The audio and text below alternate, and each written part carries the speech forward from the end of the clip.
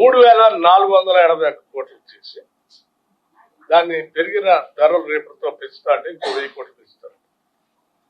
అంటే మొత్తం 4,481 కోట్లు. అంటే సీతారామ ప్రాజెక్టు పేరు మీద అప్పటికే ఇచ్చిన 18,500 కోట్లు, దానికి నీళ్లు అందించాలని చెప్పి మళ్ళీ బ్యారేజ్ పేరు మీద మొదలుపెట్టింది ఇంకో 4,481 కోట్లు. అంటే మొత్తం 22,981 కోట్లుగా చేశారు. ఎక్కడి నుంచి?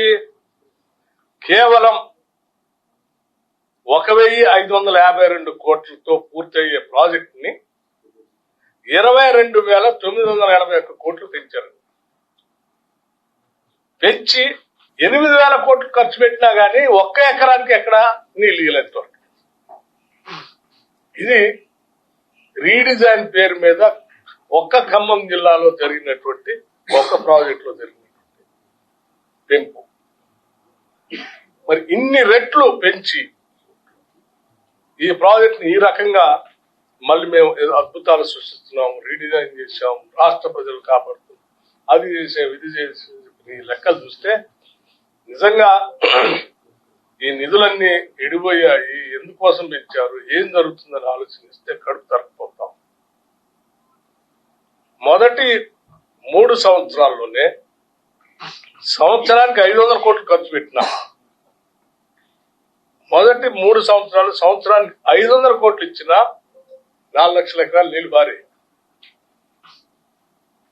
ఇన్ని వేల కోట్లు 22,980 కోట్లు పెంచి 8,000 కోట్లు ఖర్చు పెట్టి ఒక్క ఎకరానికి నీళ్లు లేకుండా దీన్ని అదనపు భారంగా చేసి ముందు వాటర్ కోసం ఇంకా టన్నెల్ అని పెట్టి ఆ టన్నెల్ పరిస్థితి ఏంటో తెలియదు.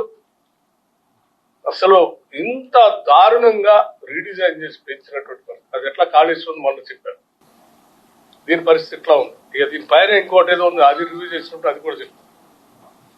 ఇంత దోపిడీ నుంచి రాష్ట్రాన్ని కాపాడటానికి అందరి సహకారం, ప్రజలందరి సహకారం కూడా కావాలి. ఈ సొమ్మంతా ప్రజలు, ఈ రాష్ట్ర ప్రజలు కట్టిన పన్నుల ద్వారా వచ్చే డబ్బు. ఈ పన్నుల ద్వారా వచ్చే ప్రతి పైసా ప్రజలకు ఉపయోగపడాలి, రాష్ట్రానికి ఉపయోగపడాలి.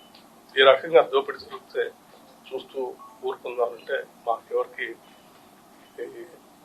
ప్రజల కోసం తెచ్చిన తెలంగాణ రాష్ట్రంలో ఈ రకంగా దోపిడీ జరుగుతూ ఉంటే చూస్తూ ఊరుకోవడానికి కడుపు తరకపోతుంది. వాస్తవ విషయాలు మీ అందరూ చెప్పి ఏం చేయాలి అనే దానిపై కూడా లోతుగా ఇరిగేషన్ మంత్రి గారు ఆలోచన చేస్తూ ఉన్నారు. ఈ వాస్తవాలన్నీ మీకు చెప్తా ఉన్నాను.